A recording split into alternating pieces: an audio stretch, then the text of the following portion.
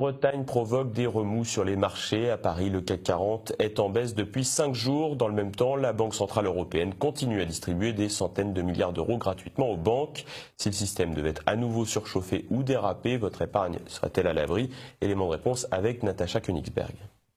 Cela fait des mois que circulent sur Internet, dans les médias de réinformation et depuis peu dans les médias officiels, des articles expliquant que les banques pourront se servir sur votre compte pour éviter la faillite. Tout cela est absolument vrai. Une directive européenne fixe les règles de sauvetage d'une banque en cas de difficulté. D'abord, ce sont ses actionnaires qui seront mis à contribution. Si cela ne suffit pas, les obligations émises par la banque verront leur valeur réduite ou bien elles seront carrément annulées afin de désendetter la banque. Enfin, si tout cela ne suffit toujours pas, la banque pourra ponctionner les comptes de ses clients. C'est arrivé à Chypre en 2013. Les principales victimes de ce plan de sauvetage étaient des clients russes qui mettaient à l'abri une partie de leur patrimoine financier à Chypre à cause des taux d'intérêt faramineux servis par les banques locales. Mal leur en a pris. Par ailleurs, des fonds de garantie existent. Le fonds de résolution unique, mis en place à l'échelle de l'Europe, espère disposer de 50 à 60 milliards d'euros d'ici 4 ans pour pouvoir intervenir dans le sauvetage d'une banque. 50 à 60 milliards, cela paraît beaucoup. Mais c'est en fait très peu,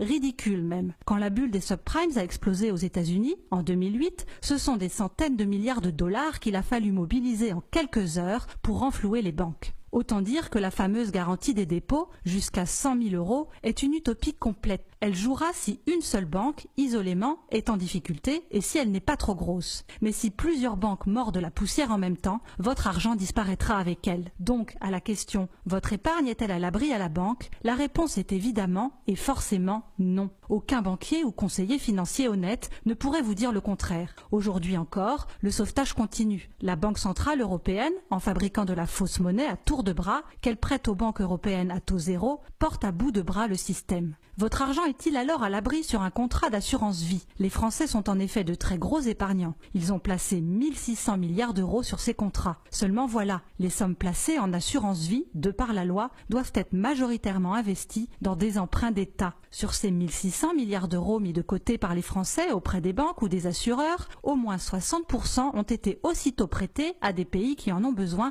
pour boucler leur fin de mois. Et le premier pays auquel les banques et les assureurs français prêtent de l'argent, c'est évidemment la France. Résumons donc, vos dépôts bancaires ne sont pas du tout à l'abri en cas de crise majeure ou même moyenne. Et l'argent placé sur les contrats d'assurance vie ne l'est pas non plus. Si un gros pays emprunteur annonce qu'il n'honorera pas tout ou partie de ses dettes, les contrats d'assurance vie perdront 10, 20, 30% de leur valeur d'un seul coup sans que rien ni personne ne puisse rien y faire. C'est pour cela que depuis des mois, tout est fait pour chasser l'argent liquide de l'économie, en passant à 1000 euros maximum le montant des achats que l'on peut effectuer en liquide, en faisant disparaître le billet de 500 euros. Ce n'est pas un hasard si l'or est redevenu à la mode depuis quelques mois. Il a encore pris 2,25% en une semaine. Dans le même temps, la bourse de Paris a perdu près de 6%.